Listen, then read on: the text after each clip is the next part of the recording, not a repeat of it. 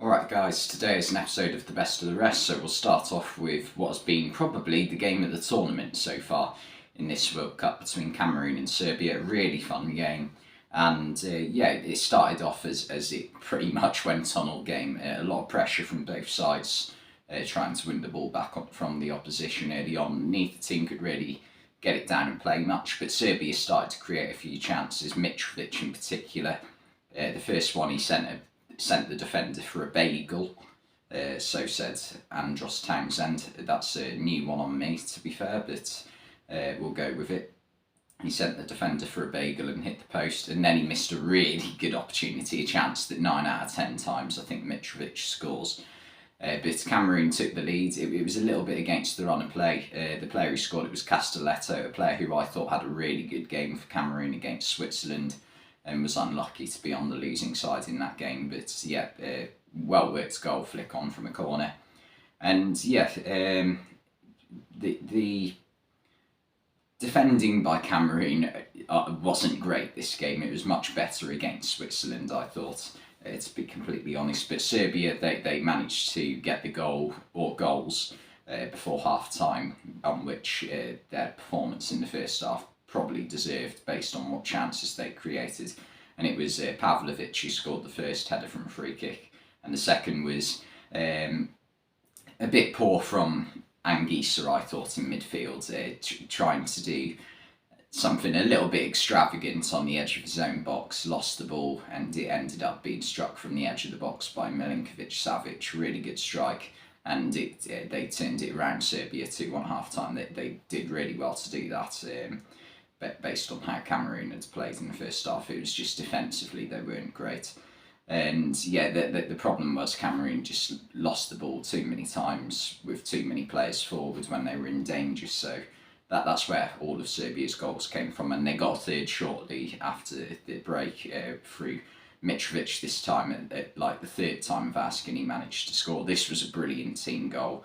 And it just involved all of their players, and it was just like one-touch football, and somehow Mitrovic found space to just put the ball into an empty net. And God knows how Dusan Tadic has never played for like an elite European club. If you look at the clubs he's actually played for, Ajax and Southampton, no offence to either team, but a player of his quality, I mean, he could have easily had like a stint at Juventus or Real Madrid or somewhere like that. He's that good, I think.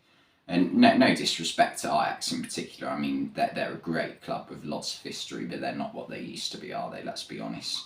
And also I think Cameroon, the one thing that's stopping them from probably getting through to the next round, they could still do it. It's very unlikely, but it's a top quality defensive midfielder, I think.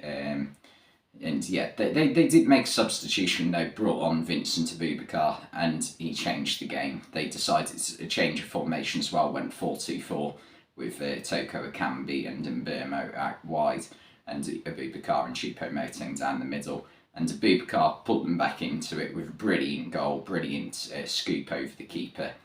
Everyone thought it was offside at first, and then VAR have a look at it, and somehow he's not offside. It was poor defensively from the Serbian right back. I can't remember who it was playing right back, but it was just poor defending in terms of the defensive line, and it's not even all the defenders, it's just the one right back.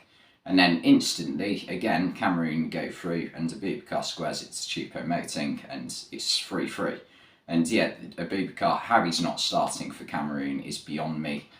Because he's come on and made a massive difference in this game for them. So he has to start against Brazil today, I 100% think. And I think Mitrovic cost Serbia in the end, because they should have had this game wrapped up. They should have probably had 4 or 5 goals in this game, with on top of the 3 they already did score. But I mean, what a game of the tournament for me so far. And the problem is both teams needed a win realistically if they wanted to get through. Serbia need to beat Switzerland today, and I just can't see it happening, to be honest. I think Serbia have a chance, but Cameroon definitely not. I can't see it happening, unfortunately, because they have been, a joy to watch this tournament in both of their games so far. And then not far behind Cameroon v Serbia, I think you have another game that could be a contender for the game of the tournament in South Korea versus Ghana. Ghana won 3-2. And yeah, it was another really entertaining game to watch. Korea started off really fast paced. Ghana couldn't live with them for like the first 20 minutes or so of the game. But it's weird with Korea though, because they put a lot of pressure on, a lot of energy, but they couldn't get any shots on target. It took them well into the second half to get a shot on target. And yeah, Ghana were really struggling to get hold of the ball really early on under constant pressure. And yeah, just as Ghana were starting to get into the game, they managed to get a goal from a free kick about 40 yards from goal out wide. And just really confusing from Korea. They sat really deep. The defensive line was well in to their box, is in probably level with the penalty spot. Sorry, and they used a feinted free kick, Ghana. So they had one player go up to take it and one player whip it in when the other player had feinted, and that just seemed to completely confuse the South Korea defence, and it was a bit of a scramble until Salisu put it into the net to make it 1-0. And then they struck again when Jordan Ayew whipped in a superb cross, and Kudus did really well to just to get enough on it just to flick it into the net and keep it on target. And yeah, the keeper was left stranded really, and it went into the net. Didn't need much contact, and that was it for half time really. This Korea, despite their energy, they just didn't seem to have any other real threat other than Heung-min Son, who they couldn't get into the game at all. Now, obviously, Son, this tournament was never going to be his best tournament ever because of what happened in the build-up to it in terms of his injury and the fact that he's having to wear a face mask. I mean, no one's going to perform better with a face mask than they are without it, unless it's Fernando Torres in a Chelsea shirt. Because I think that was the only good period of his Chelsea career when he was wearing that face mask. God knows why, but it just was. But second half though, Korea just made a few changes. They stopped defending so deep, which was a big factor in their success in the second half, I think. And they started to get some shots off. They got a shot on target, and as soon as they did that, it just seemed to inspire them to go for it a little bit more. And they were having a lot of success down the left with Son and the left back Kim, who set up both goals for Cho. The first one, a really good stooping header, and the second one, a really powerful header, which Kim did really well to cross in for the second one, because he's having to absolutely bolt it to keep it in play before it goes out for a goal kick. And he's put in a splendid cross, and Cho just cannons it in. No one's getting in the way of him, and the keeper can only push it into the roof of the net. And at that point, you're thinking, wow, what a turnaround from Korea. They've managed to put it back level. Can they go on to win this game? And the Korean fans in the crowd are absolutely mental. Ghana looked shell-shocked. But then they just couldn't keep the momentum up for some reason after that second goal, the equaliser. And Ghana go up the pitch and they get the winner through Kudus. It came from an air shot, actually, from Inaki Williams. And yeah, fell to Kudus, and he made no mistake at the second time of asking for that opportunity from Ghana. And yeah, it was a really interesting second half, because no one saw Korea getting back into the game after going 2-0 down. So they did really well to do that, but probably should have gone for the win a bit more once they had pulled them back level. And Korea, to be fair, even when they went 3-2 down, they then stepped up the pressure again, but it was too late, to be honest. And they caused a few problems, but couldn't force the Ghanaian goalkeeper into many incredible saves. But they were quite unlucky though, because in this absolute thriller of the game, they right at the end did have a corner which Anthony Taylor blew his whistle for to indicate full time, which I thought was really harsh, because you've got to let them have the corner. And Paolo Bento in his protestations got himself sent off which again I thought was a bit harsh because he has every right to complain. And then Uruguay lost to Portugal by 2-0 in a game where it felt like it was quite flattering for Portugal to win 2-0, I think. Because Uruguay, despite the fact that they weren't great first half, I didn't think either team was particularly great first half. It just seemed like Uruguay, their only real threat going forward in the first half was Darwin Nunez, him being the biggest and only real threat to Portugal outside of set pieces. The only real moments of quality that was created in the first half came from Rodrigo Bentancur, where he nearly scored one of the goals of the tournament, dribbling through pretty much the entire Portugal team, the midfield and the defence especially. And it was a bit of a poor finish. I thought he probably could have gone one step further and taken it round the goalkeeper, to be honest. And even if you are going to try and slide it under him, it's quite simple to keep the ball on the ground. And if he'd have done that, he'd have scored, because he just decides to lift it off the ground a little bit, which I thought was a bizarre decision. So yeah, it sort of cost him one of the goals of the tournament and cost Uruguay the lead as well.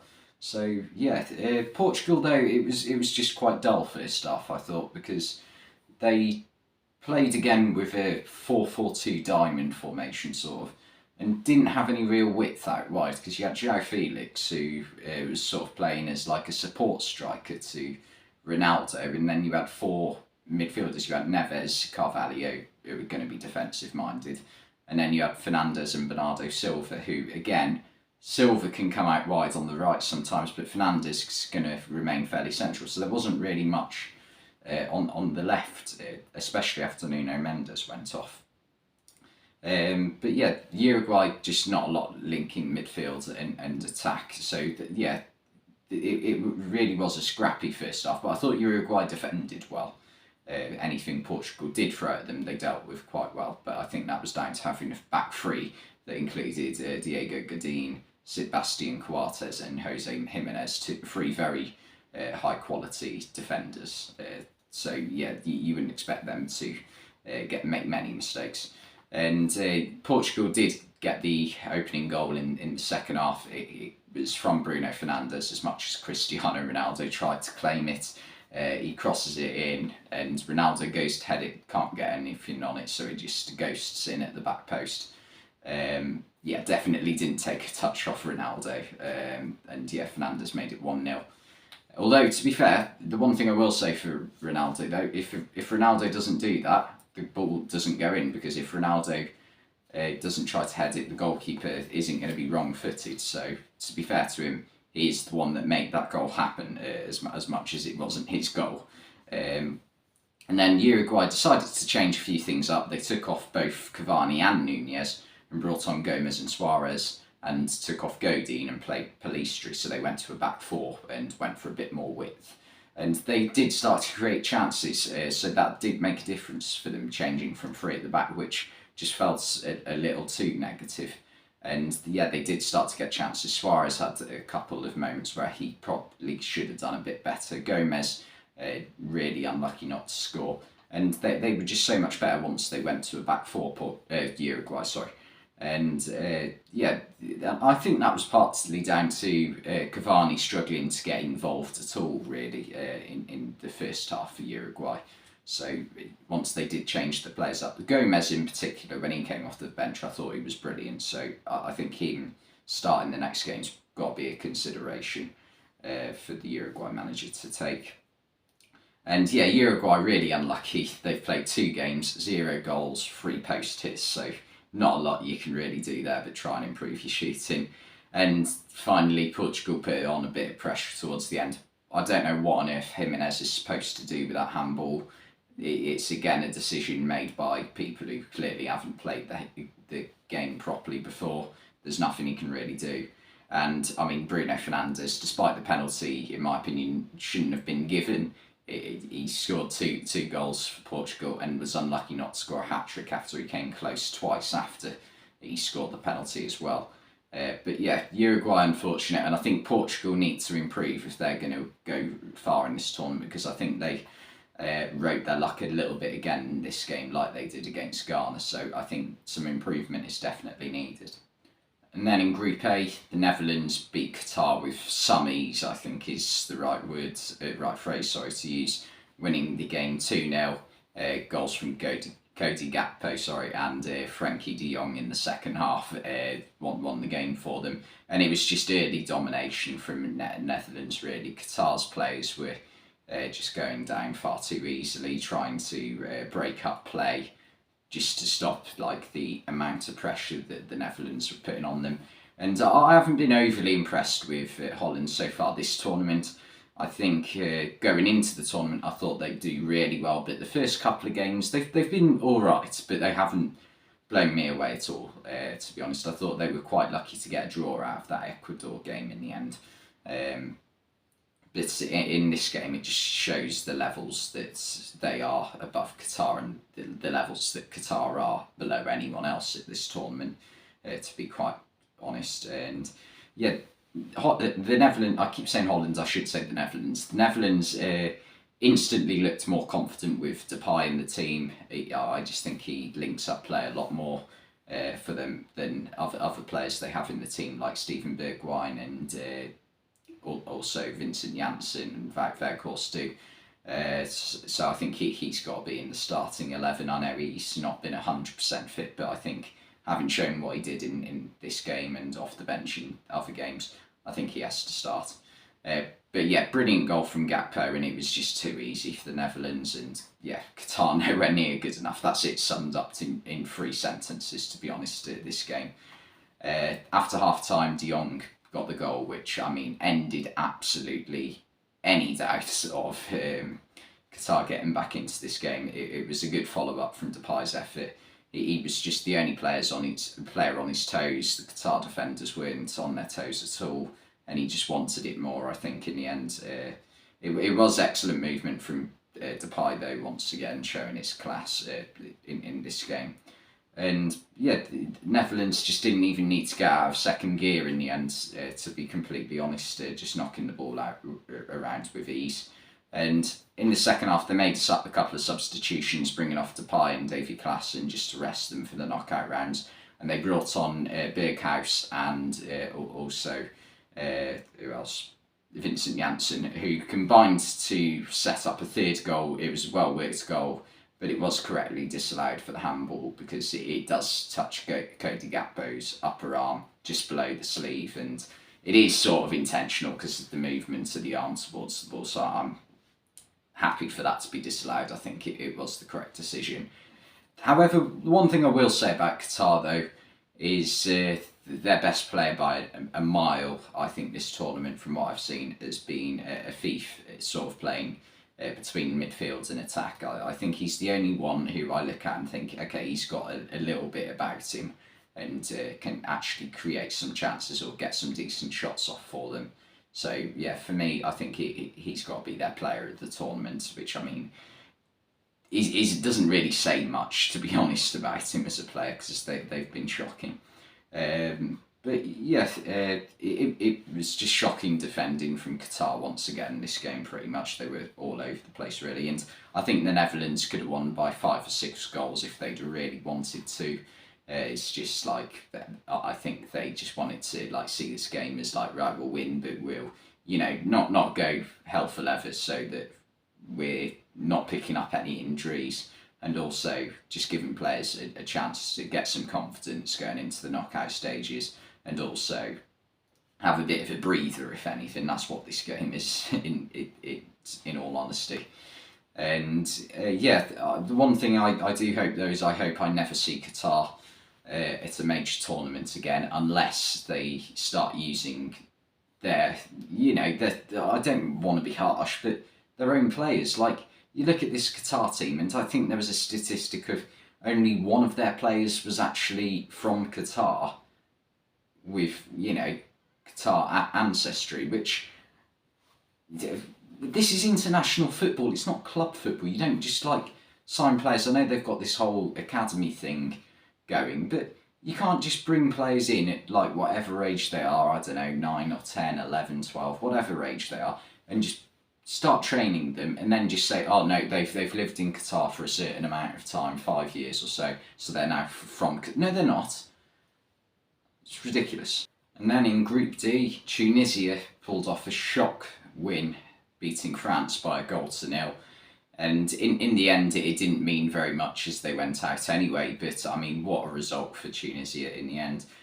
France, they started a team that had made 9 changes from the previous game against Denmark. And yeah, they started with Steve Mandanda in goal, which means that having Hugo Lloris as your first choice and Mandanda as your second, France have had the same first choice and backup goalkeeper since South Africa 2010. That's 12 years ago. That is some statistic, that, I think.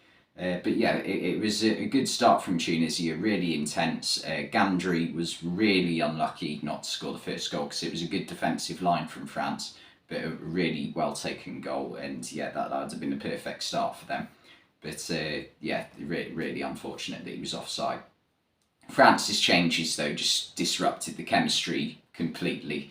They played 4 central midfielders in midfield and Camavinga at left back, who just looked completely out of his depth in that position, because there was times where he was going forward and wasn't tracking back, and it was just a nightmare. And if it wasn't for Ibrahima Konate, who's an absolute monster in defence and like kept the score what it was in the first half, 0-0, it could have been a lot worse for France. He defended really well, Konate, and did 2 people's work at times. So yeah, Camavinga just needed like a lot of protection at left back.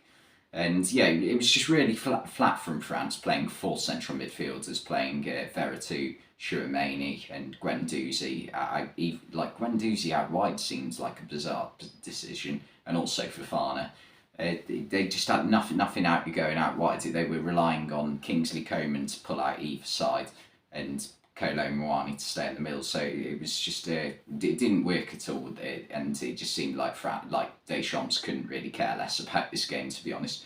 But yeah, Tunisia, they came out fighting, strong first half, and in the second half they managed to go a goal ahead through Wabi Kazri, who rolled back the years with a brilliant solo goal, even if it was, not the the most pleasing, aesthetically pleasing finish ever. It just rolled past Mandanda into the corner. It was still a really good goal. And then France, they decided, right, we don't want to be completely embarrassed. We were hoping for a 0-0 draw here. They brought on a few of their big boys, bringing on the likes of Mbappe, Griezmann, Rabiot and Saliba. And they did improve after that, in all fairness to them.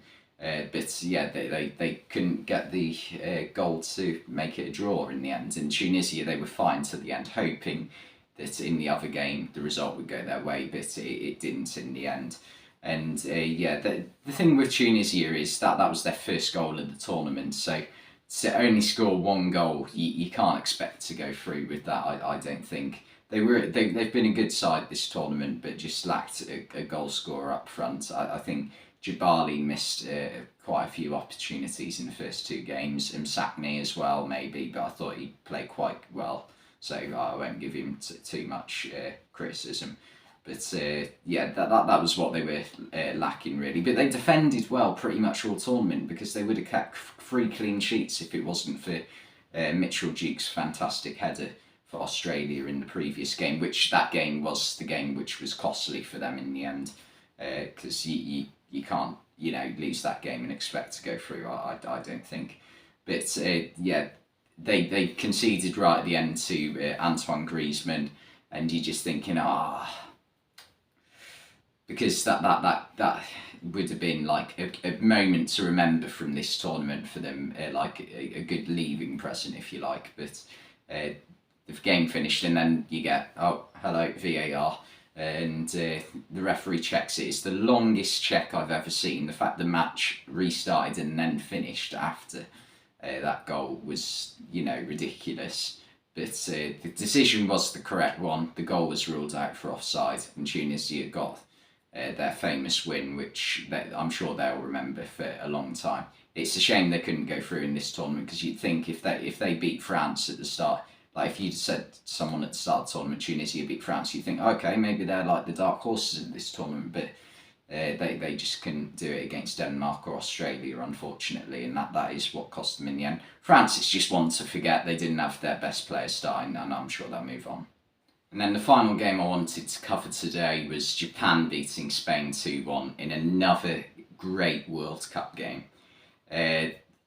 Enrique made a few changes to his starting 11 for Spain, taking out players like Laporte and Dani Carvajal and Jordi Alba as well. And I wouldn't say weakened the team that much. He just made a few changes because there was a few... Spain thought they'd win this game and thought they'd rest a few players, which is understandable.